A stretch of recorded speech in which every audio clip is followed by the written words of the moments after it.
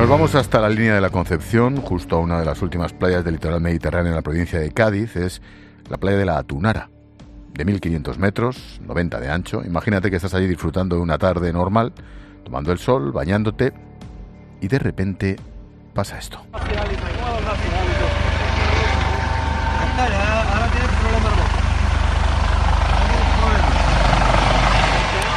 Uno de los helicópteros de vigilancia aduanera persigue casi a ras de agua una embarcación en la que van 3 ocupantes.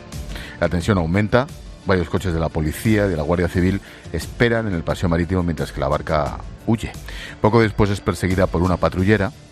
Escucha a los narcos dentro de esa lancha en una auténtica persecución de película. Tranquilo, tu rollo, tú... Mira, esto no puede ser, bro, mira. Cojones, ¿esto qué coño es, cojones? Conduce, cuidado. Conduce. Cuidado. Piloto. Piloto, que lo sube, piloto. Atento. Cuidado. Piloto.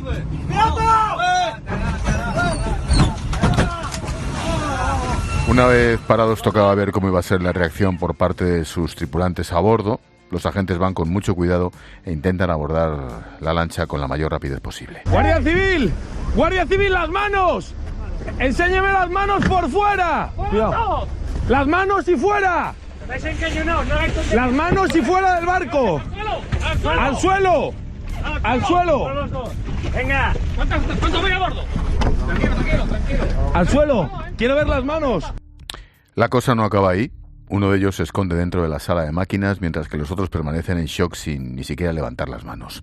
Uno de los agentes salta al otro barco para inmovilizarlos. ¿Lleváis algo encima? No. Los tengo, fijaos, Edurne. ¿Cuántos sois? Sí. ¿Dónde está el tercero? ¡Sal aquí! ¡Sal! No me mires, las manos en la nuca. Señores, obedezca.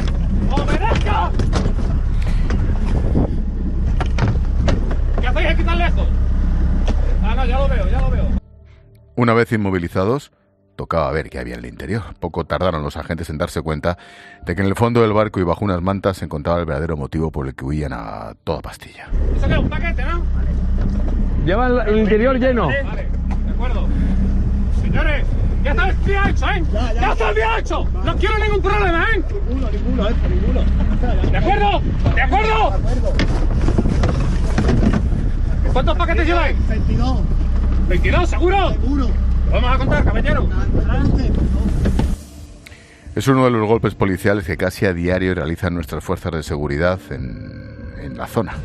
Sin ir más lejos, esta semana se han realizado varias operaciones que han sido claves para desmantelar por ahora una de las redes de narco más importantes de España. Para que te hagas una idea, en nuestro país se mueven cada año cerca de 6.000 millones de euros. Por eso quiero hablarte del narcotráfico y del trabajo de los nuestros para luchar contra las mafias de la droga. Mucha de la droga que llega a España procede de África, sobre todo de Marruecos, y uno de los puntos clave donde trabajan gran parte de las redes criminales es el campo de Gibraltar. De las 4.700 operaciones policiales que se desarrollaron el pasado año, 858 lo hicieron en esta zona.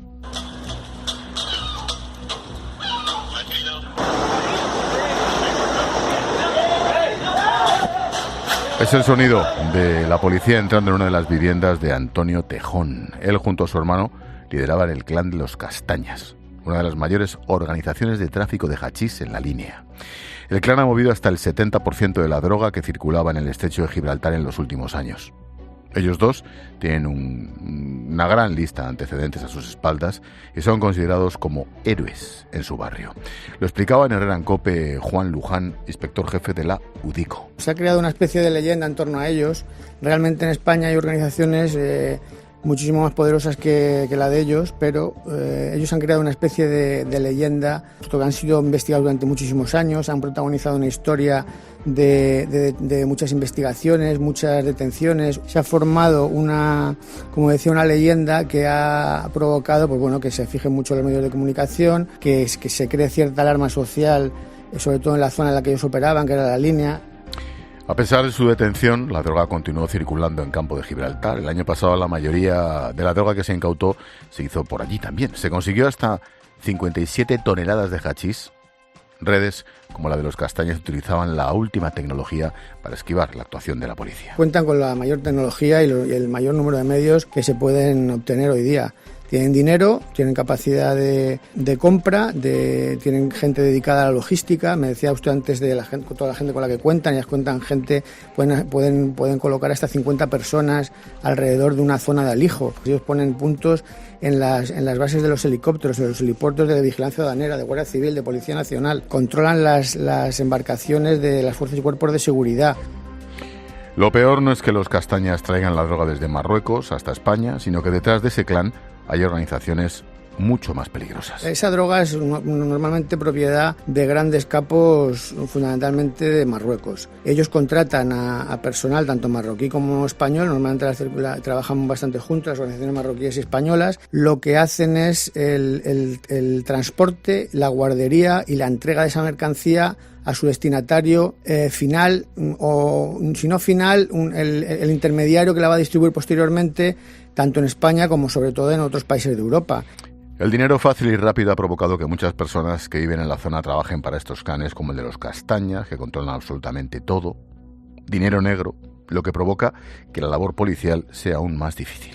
Se ha podido determinar que ellos pues han intentado justificar ciertos ingresos a través de billetes de lotería, ganadores de premios.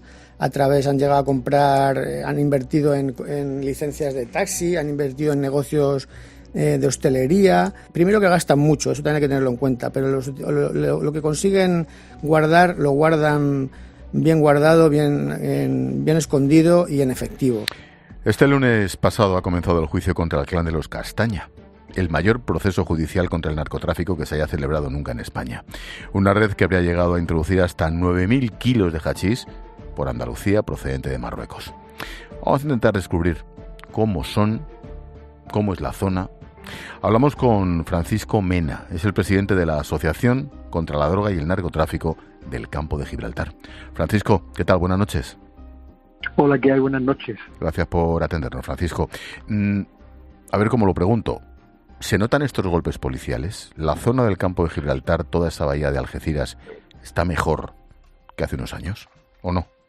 Mucho mejor, evidentemente. Hay que tener en cuenta que el plan especial de seguridad que puso en funcionamiento el ministro del Interior, Fernando Grande Marlaska, hace ahora ya 5 años, ha llevado a haber 10.000 detenidos, no solamente del Campo de Gibraltar, sino de las provincias cercanas al Campo de Gibraltar, de Málaga, de Sevilla, de Huelva, de Granada, incluso en el interior. Eso pone de manifiesto el poder que tiene el narcotráfico y que el narcotráfico no solo se produce en el Campo de Gibraltar, por aquí en la puerta de entrada de esa droga y es donde más visible es. Claro. Pero lógicamente estamos mucho mejor que hace 5 años, evidentemente. Es un área relativamente pequeña, muy concreta y está muy cerca del otro lado, claro. Ese es el problema.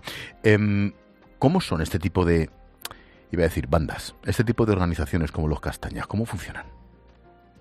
Funcionan fundamentalmente por gente que trabaja con ellos muy cercana de su entorno. Es decir, son organizaciones que nacen, en este caso, en barrios humildes, donde hay lamentablemente mucha pobreza y mucha exclusión social, y allí es donde captan prácticamente a todos los miembros de la organización. Cada uno cumple su papel, desde, como bien decía el anterior compañero que hablaba, desde el punto o el aguador, que se le llama en el argot, hasta, en este caso, la colla que descarga la droga, el que lleva la planeadora, el que vigila la guardería. Entonces son clanes muy cercanos que salen de barrios humildes y que de alguna manera pues se convierten, en este caso, en benefactores de ese barrio, porque bueno, gente que es muy pobre y que ven en el mundo del narcotráfico una forma de salir de esa pobreza. Claro, desde el punto de vista social, entre comillas, y que Dios me perdone, es comprensible. Ganan muchísimo dinero en muy poco tiempo por no hacer casi nada en una región donde el paro es enorme, ¿no? Efectivamente, tenemos que tener en cuenta que en este tipo de barriada los índices de paro entre la población juvenil, ahora no tanto, afortunadamente, llegó a ser casi del 80%. Por lo tanto, el narcotráfico se alimenta y es un caldo de cultivo fruto de la pobreza, del paro, de la exclusión social y de la falta de oportunidades. Por lo tanto, ahí es donde ellos captan a las personas que, bueno, pues como bien decías tú, que se gana dinero fácil y rápido y, bueno, y se dejan de alguna manera de alucinar con el tema, claro, del dinero que pueden tener, la riqueza y el poder que puede tener, porque al final de cuentas el dinero lo que te da es poder, y eso es lo que ocurre. ¿La solución cuál es? Aparte de los golpes policiales, por supuesto, aparte de la justicia, que ese es otro debate, o sí, la línea y la zona se desarrolla económicamente, o esto va a seguir igual, ¿no? Efectivamente, nosotros en el movimiento asociativo siempre hemos dicho que hay que tener contundencia contra el narcotráfico, que tiene que haber, en este caso, sentencias ejemplares. Y aquel que se quiere enriquecer fácilmente, bueno, pues lo que tiene que hacer es ir a la cárcel. Pero si pensamos que esto lo vamos a resolver única y exclusivamente con meter a gente en la cárcel, se equivoca. Nosotros hemos llamado a un plan especial para el Campo de Gibraltar, plan integral para el Campo de Gibraltar, donde proponemos otra serie de medidas, ¿no? Medidas de empleo, de formación educativa, de equipamiento, de infraestructura, para que al menos la gente o los jóvenes que puedan ser captados en el narcotráfico tengan donde elegir, ¿no? Entre una vida honrada, en un trabajo honrado, sabiendo los salarios que se pagan en una profesión normal, a, bueno, pues a estar en el mundo del narcotráfico, porque además al final saben que van a acabar en el banquillo de los acusados, como ha ocurrido con esta operación de Ismael, donde hay más de 150 detenidos y que muchos de ellos ya han cumplido una parte de prisión preventiva y que pues, entiendo que, bueno, pues dependiendo de la sentencia del juicio que se está celebrando, pues posiblemente pues también alguno más tendrá que seguir cumpliendo condena. Por lo tanto, nosotros abogamos por reforzar la seguridad, por reforzar el trabajo que hacen los agentes de la Policía Nacional, de la Guardia Civil o de Vigilancia Aduanera, por reforzar la judicatura, pero también apostamos fundamentalmente porque haya inversiones en la zona para evitar que el narcotráfico de alguna manera cree ramificaciones tan potentes que llegue un momento que sean más poderosos que el propio Estado. Francisco Mena, presidente de la Asociación contra la Droga y el Narcotráfico del Campo de Gibraltar. Gracias y suerte. Que siga mejorando la cosa, Francisco. Muchísimas gracias. Un saludo. Buenas noches. Buenas noches. Según Interior, el 91% de los golpes policiales realizados en el año 2022 han estado relacionados contra organizaciones dedicadas al narcotráfico y el contrabando. El trabajo de los agentes, policías, guardias civiles, vigilancia aduanera no cesa. Tan solo esta semana hemos conocido varias operaciones que han conseguido desmantelar algunas de las redes más importantes. La primera, la policía desmanteló el mayor punto de venta de droga en la Cañada Real, Madrid, un tradicional supermercado de la droga por aquí. Así lo explica uno de los responsables de la operación. Dentro de esta estructura se encardinan también los vendedores del punto de venta, que estaban en un espacio que no tiene comunicación con el exterior, es el espacio que estaba más protegido y que se denomina búnker, donde también había una estufa encendida a las 24 horas para poder deshacerse tanto de la droga como del dinero en caso de una intervención policial. En esa estufa quemaron toda la droga que tenían. Tal era la cantidad de fardos y dinero que llegaron incluso a provocar un incendio. Todo estaba regentado por el clan de los Saavedra, herederos de otros como los Kikos o los Gordos. Un cuartel general al que acudían diariamente cientos de clientes. Es una sala de consumo, también denominada fumadero, y que en el momento de la intervención, que eran las 6 de la mañana, se pudieron identificar hasta 31 consumidores. El trasiego que había diario superaba con creces los 500 consumidores diarios. Ganaban dinero a mansalva hasta el punto de que lo escondían en cualquier sitio. Hay un poco de todo, desde un bote de refrescos hasta el fondo de un lavavajillas. Los recursos que tienen para ocultar sus beneficios son infinitos. Uno de ellos es ocultar el dinero pues en latas que estaban repartidos por diferentes sitios, pero tampoco es habitual mirar dentro del lavavajillas o dentro de la lavadora donde aparece dinero. Segundo golpe de la Guardia Civil contra los Farruku, integrada por ciudadanos albaneses, a la que se le atribuyen el intento de introducir 10 toneladas de cocaína y otras tantas de hachís en distintos puertos de Europa.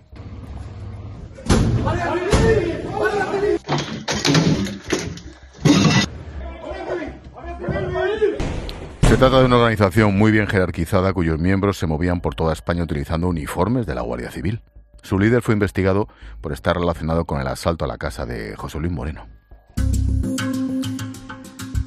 Y tercera, la policía, junto con los colegas de Portugal, han desmantelado en Pontevedra el mayor laboratorio de Europa de procesamiento de pasta a base de cocaína.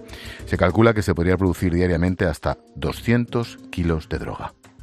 Vamos a intentar descubrir un poquito más sobre esta operación, también sobre el trabajo policial en general contra estas redes del narco. Antonio Martínez Duarte es el jefe de la Brigada Central de Estupefacientes de la Policía Nacional, también conocido como UDICO. Antonio, policía, buenas noches. ¿Qué tal? Buenas noches. Una pregunta así un poco en general.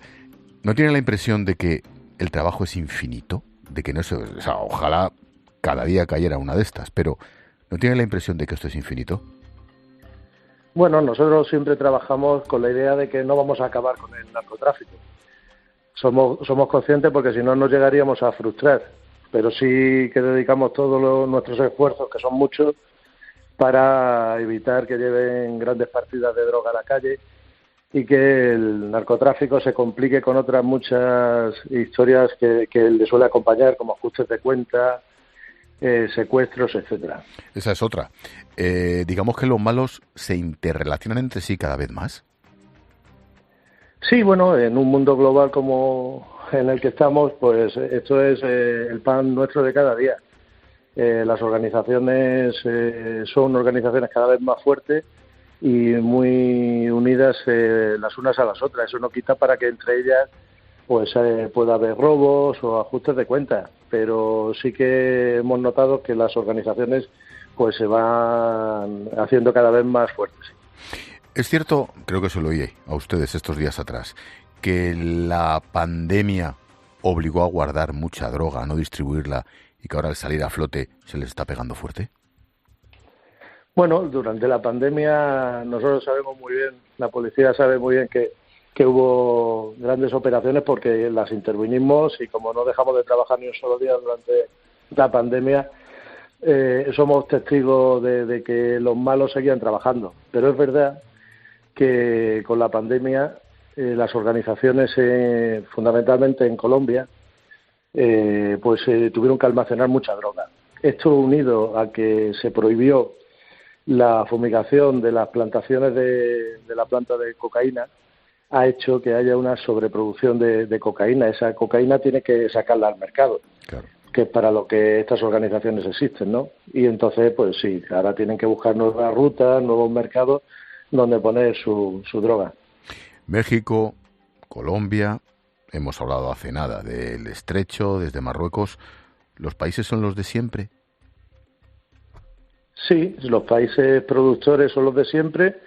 Lo único que empieza a cambiar, ya de un tiempo a esta parte, son los países de tránsito y los países destinatarios. Hay tanta producción de droga, tanta producción de hachís y de cocaína y de otro tipo de sustancias que las organizaciones buscan nuevas rutas y nuevos mercados. Están yendo al este de Europa, están yendo a Australia, a Sudáfrica. Hay muchos puntos donde antes no llegaba la droga y ahora está llegando. Por productos, hachís, cocaína, marihuana, no sé si otro tipo de drogas sintéticas, ¿qué es lo que más se mueve por España, hacia Europa, supongo? Bueno, en España, gracias a la presión que se viene ejerciendo por la Fuerza y Cuerpo de Seguridad, es muy complicado traficar y los malos lo saben. Las organizaciones son conscientes de eso, pero claro, estamos en una posición geográfica muy, muy importante, tanto para el hachís proveniente de Marruecos como para la cocaína que nos llega de Latinoamérica. Pero no somos la primera puerta de entrada, por ejemplo, de la cocaína. Estamos situados en el cuarto lugar gracias a la presión que viene ejerciendo la policía desde hace ya muchísimos años. En cuanto al hachís, existe un tráfico muy importante y por España circula mucha droga que va a otros puntos de Europa, claro. Claro, es que estamos a 12, 14 kilómetros. Sí, eso en el Estrecho, ese es el problema, claro. Clanes familiares, ¿cómo consiguen blanquear? Familiares y hasta regionales, son barrios enteros. ¿Cómo consiguen blanquear el dinero? ¿Qué hacen? Claro, el dinero lo obtienen tan fácilmente que una de sus mayores preocupaciones es cómo blanquearlo, cómo poder rentabilizar estos beneficios. Pues bien, utilizan mil y una formas de blanqueamiento. En primer lugar, hay muchas organizaciones de este tipo que lo entierran, lo dejan, lo guardan y lo van sacando poco a poco. Invierten mucho en terrenos, mucho en propiedades, invierten mucho dinero, por ejemplo, en el sur, están comprando muchas viviendas en Marruecos, vehículos, en todo lo que podamos pensar, ellos están invirtiendo. Últimamente se ha detectado mucho por la UDEF, que son los que desde la policía llevan a cabo las investigaciones de blanqueo, el tema de la inversión en criptomonedas, por ejemplo. Una pregunta muy concreta. Hemos comentado esa última operación en Galicia. ¿Qué es eso de la industria de la pasta base de la cocaína? Exactamente, ¿qué es ese laboratorio? Pues bien, una cosa que nos venían anunciando ya desde hace tiempo, y es que se corta la producción o la elaboración de la cocaína, del clorhidrato de cocaína en Colombia, se acortan los procesos, se acortan los tiempos, porque hay tanto volumen de droga que tienen que sacarlo y sacarlo pronto. Entonces lo que están haciendo es montar laboratorios para la transformación de la pasta base en clorhidrato. Es cocaína, pero que lleva en una fase previa. No, hay que terminar de hacerla y de elaborarla en un laboratorio que se crea ex profeso en Europa. Yo recuerdo no hace tantos años, cómo se acabó en gran medida con Galicia como gran ruta de entrada. Ahora en el estrecho se les está pegando todos los días, un día sí y otro también. Y el otro día leí que se van hacia el Guadalquivir y se meten desde Sanlúcar ya hasta Sevilla. Claro, estos tíos intentan buscar cualquier agujerito y se mueven constantemente, ¿no?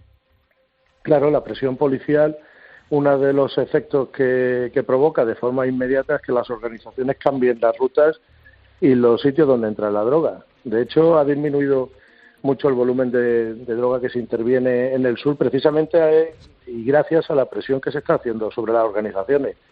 Hemos actuado desde hace ya años con mucha contundencia sobre estos grupos, se han llevado a cabo investigaciones muy importantes sobre las estructuras, gracias al trabajo también de la Fiscalía y de los jueces, que sin ellos sería imposible llevar a cabo este cometido, y eso está haciendo que las organizaciones pues tengan que desviar su entrada de droga a otros puntos.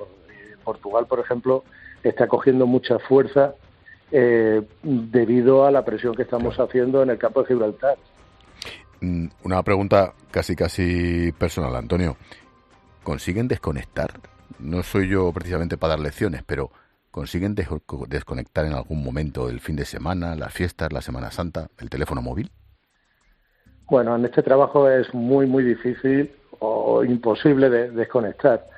Es un tema que hacemos casi como un hobby y ya estamos tan acostumbrados que somos nosotros mismos quienes, si el teléfono no suena, estamos llamando a ver qué pasa. Pues queríamos destacar con la percha de estas operaciones esta semana el trabajo que hacen tantos agentes de vigilancia aduanera, de la Guardia Civil y, por supuesto, de la Policía Nacional y aplaudirles. Por eso hemos llamado a Antonio Martínez Duarte, jefe de la Brigada Central de Estupefacientes de la Policía, la UDICO. Muchísimas gracias, suerte y cuidadito. Gracias por estar ahí, Antonio.